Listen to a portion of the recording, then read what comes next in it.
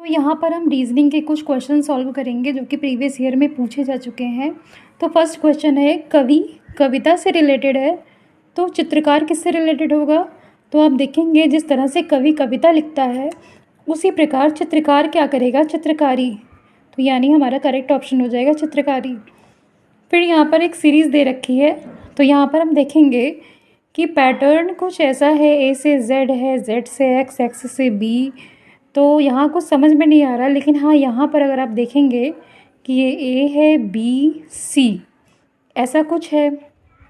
इसके बाद यहाँ पे देखेंगे जेड, एक्स, वी, टी, यानी ये चीज़ इंक्रीजिंग ऑर्डर में है और ये चीज़ डिक्रीजिंग ऑर्डर में कहीं ना कहीं चल रहा है।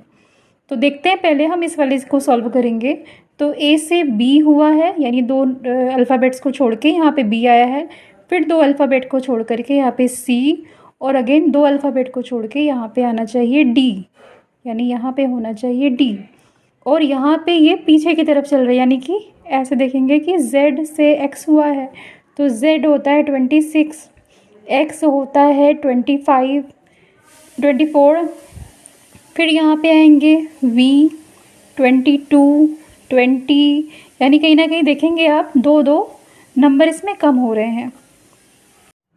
फिर देखेंगे यहाँ पे r 18 होता है, तो जैसे कि यहाँ पर था 26 से 2 कम हो रहा था 24, फिर यहाँ पे 22 से 2 कम हो रहा था 20, तो अगेन यहाँ पे 18 से 2 कम होगा, यानी कि 16 यहाँ पे होना चाहिए। 16 किसकी प्लेस वैल्यू है, p की। तो यहाँ पे आंसर आना चाहिए पी डी, जो कि ऑप्शन 1 में है। तो ये हमारा ऑप्शन 1 करेक्ट हो जाएगा। अगेन देखेंगे, मछली जैसे जल से संबंधित है वैसे ही चिड़िया किससे संबंधित है। तो मछली जल में रहती है तो चिड़िया कहाँ पर उड़ती है। तो हम देखेंगे जल में तो उड़ती नहीं है, वायु में नहीं उड़ती है, भोजन में नहीं उड़ती है, आकाश में उड़ती है। तो इसका करेक्ट ऑप्शन हो जाएगा आकाश। वैसे ही देखेंगे हथौड़ा और कील, तो कील को ठोकने के लिए कहीं ना कहीं हथौड़े का इस्तेमाल किया जाता है। उसी प्रकार भवन के लिए बढ़ई का इस्तेमाल बिल्कुल भी नहीं, क्योंकि भवन बनाने के लिए राजमिस्त्री यूज होता है।